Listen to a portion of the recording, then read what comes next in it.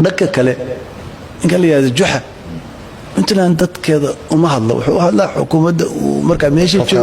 فدراليزمنا ما يقانو unfortunately نصيب دوركم فدراليزمنا ما يقانو حيتان هذا جحا وحروا إن وحجر وحي دهانين ما بجرته قالوا ذا الإنسان اللي هذا more Catholic than the Pope ده ذو حاجة البوب كدينته كاثوليكا بوب كاوغوس الرئي مكته خوان مركب بوب كأنه كده ريان ومور كاثوليك النقدان فباجر مكته مركب قارو حاجة شراء ربينا نقدان مور سعيدني ذن سعيدني يا أما مور حسن شيخ ذن حسن شيخ وحي سميان مكته رجاسي انتي قرآن تويت يعني هذا الجديان بيقولوا أردانو مدحوينا ما ركتي جود كان سي وزيري وهذا dhibaatada in haystay kamid tahay marka waa dhaqan siyaasadeed ragaas oo dhan marka uma badna rag yaqaana ama siyaasadda yaqaana ama dawladnimada yaqaana hadan ku sheego hadan background digooda fiirino waxa laga yaabaa waxaas ay ka hadlayaan inaysan aqoonin ma garanaysa waxa jira expression la yiraahdo marka juxa horta uma hadlo Puntland uma hadlo Puntland juxa waxay arkaanin qof oo iska hadla sida cali wara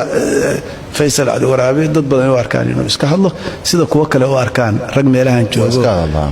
hawiyaan hay iyo saanaan hay iyo madaxweynaha wasiir ma maagi karo gobol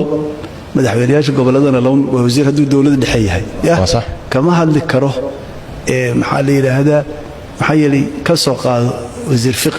wasiirka gaashaandhigga wasiirka arrimaha wasiirka wuxuu ahaa arrimaha gudaha wuxuu wasiir u yahay xukuumad buu ka tirsan laakiin wasiir wuxuu u yahay Soomaaliya oo dhan dawladda Soomaaliya fahamka dawladda iyo xukuumadda xataa Soomaalida ka khaldan horta dawladdu waa midaan wada leenahay Soomaaliland baa kamid inaga aan aaminsannahay Puntland baa kamid Jubbaland baa kamid marka wasiirka xukuumadda federaalka ah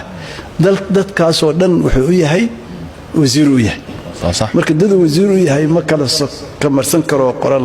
marka uma taalo isagu inuu Saciidani la marmo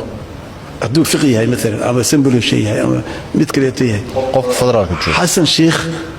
oo deena Xasan Sheikh iyo haday rabaan Saciidani ama hays caayana ama hadda waqtigan asaga waa wasiir Soomaaliya oo dhan Xasan Sheikh naftiisa ayay u egtahay wixii dadka soo jiiday maahin sida Saciidani ba u egtahay